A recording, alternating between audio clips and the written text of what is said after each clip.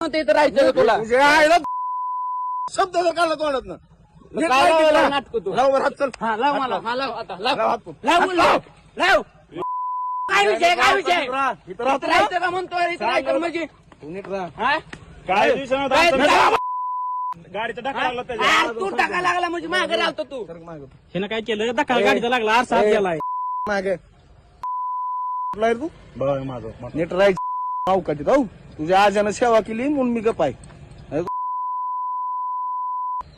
मी नाटक करतो ना फडफड फडफड त्याच्या अवकाश अजून पुढे यायची नीट राहायचं इथं लायकी भांडणं काय म्हणते गाडी चाललो होतो आम्ही ते गाडीचा कट लागला होता मग ते रणवीर भाईला बोलिलं होतं त्या पोराचं काय मला नाव माहित नाही रणवीर भाई सतपुते रोहन आणि सतपुते नाही, तुझं नानाला बोलू नाही तर कुणाला बी बोलू रणवीर भाई चालतो एक मिनिट वडील आहे. काय गरज नाही मला बोलायची कुणाला तुझ्या लेवल राहा फक्त लय सापरू नका तुम्ही हो आमचं काय दिवस नीट राहा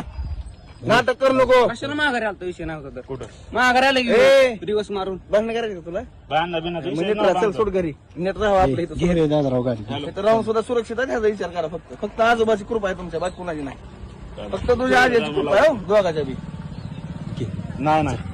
फक्त तुमच्या आजोबाची कृपा आहे तुमच्या आजोबाची कृपा आहे म्हणून तुम्ही नीट आहे सुरक्षित आहेत हो नाहीतर